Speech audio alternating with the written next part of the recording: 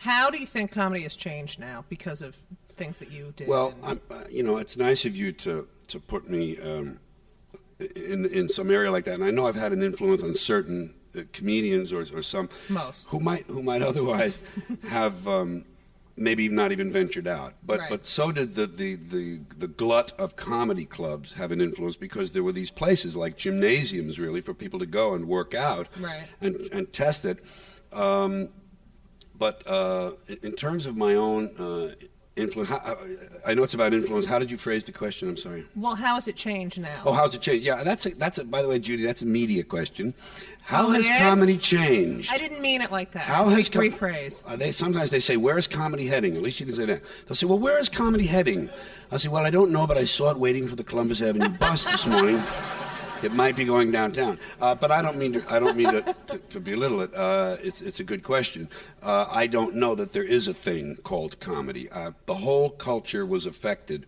Everything in the creative arts and entertainment was affected by that so-called revolution in the late 60s, early 70s. Films, Broadway plays, rock lyrics, books. Everyone who expresses himself or herself through words found that barriers had been lowered. So comedy benefited from that too, to my way of thinking. And the thing about comedy is it's very individual. You rarely see two comedians that rise above a certain level who are like another guy at that level. Right. Lily Tomlin, Carol Burnett, Mort Saul, Shelley Berman, just nothing like one another. There's a certain something singular about one's kind of vision or the way you interpret the world for other people that makes you a soloist and singular. And if your facility at it grows, I got stuck doing the stand-up. My dream was to be like Danny Kaye. Everyone enters comedy now, as we know, and has for a long time, stand-up comedy, to get somewhere else. Yeah, it's a vehicle. It's a path to either a sitcom or a movie career. Right. And in my case, that dream was thwarted because when I got to the actor part, that third step, I found out I wasn't any good at it. I found out the hard way by doing a That Girl episode that really sucked. They don't say that to me when they talk about it. I say it was horrifying. And I auditioned for a lot of things, and I was just terrible. And there were screen tests, and I was terrible. And I felt this fear and this being out of place. Right. This was all, by the way, part of the ending of that first period when I'm getting restless with what I'm doing, and I could see, that's not it. That's not what I'm going to do. So it's the same feeling you had when you were doing the characters. That's right. It was the companion feeling to it, and what happened was once I cut that loose, once I said, well, then I'm not going to be an actor. That's not my career. I was forced then, for income, to continue with the comedy. And then a good thing happened. I got in huge tax trouble. Huge trouble with the IRS.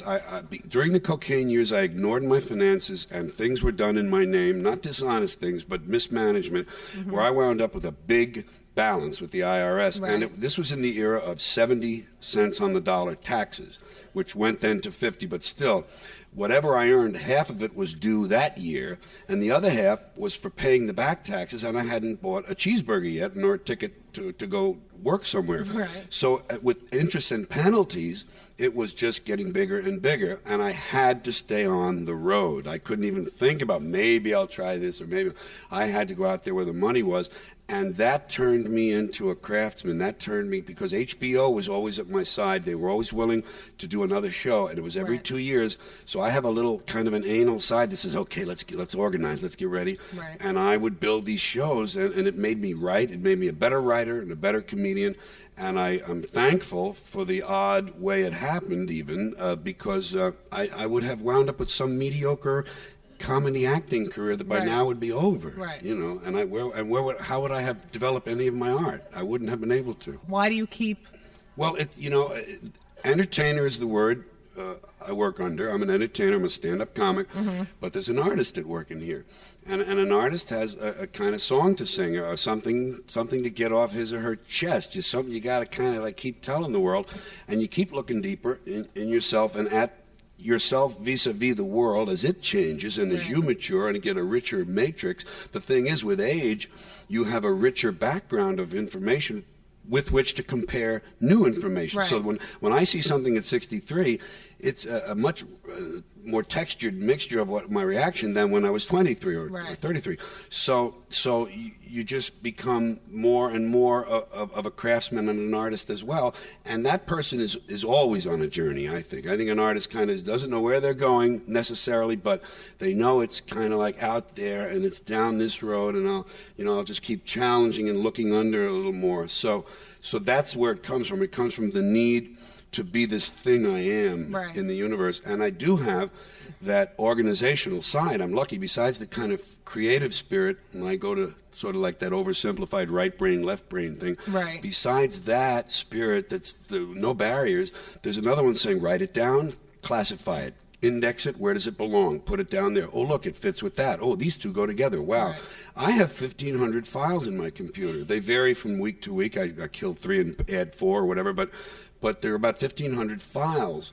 And I will always have something to go to. That second book came because I sat down, looked back in the files at the things I couldn't get to on the first book, things that were getting pregnant, and I started writing them, and now I have an outlet. Now I found I have a book audience, which is not exactly congruent with the concert audience. There's an overlap, but they're different. But the stuff in the book is not necessarily stuff. I mean, it's some of stuff it you could would be do done on stage, and some of it was. Right. But a lot of it would not be able to be out anywhere without the printed page. Right. And that was when I thought, wow, both books, that's true of. I thought, oh, I can use that little thought. Here's an idea. Oh, like your short takes are. Yeah.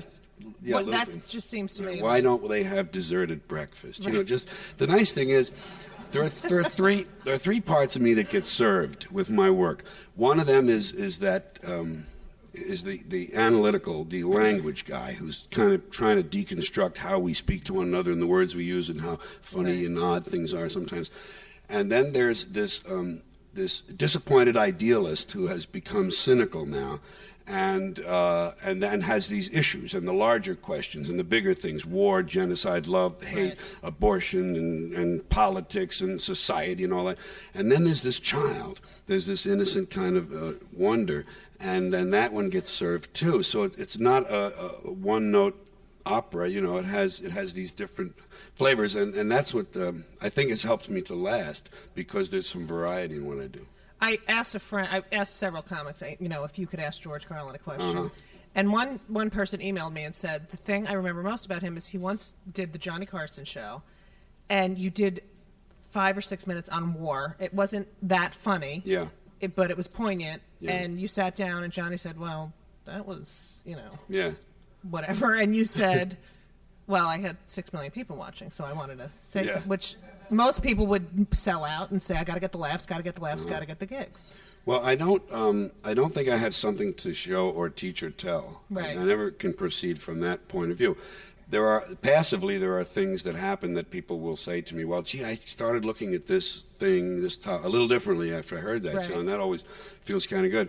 But the job is getting it out. The job is like being a kid in school. It's a show-off's job. What's interesting, I've discovered this recently. I mean, I put it into words recently. The show-off kid, the little guy who didn't like restrictions on him, is the one who gets to show off on stage. And the good student homework doer is the guy who sits home with those files and goes through them and puts structure in them. Right. So without knowing it all these years, I've been kind of like taking care of both sides of me. And it's really just a need to go, hey, listen, wait. And sometimes when I'm writing, I'll say, oh, wait till I tell them this. Oh, wait till I say this. I can't wait to say this. It's just it's an excitement. So I'm just a very, very lucky person to have had these things come my way.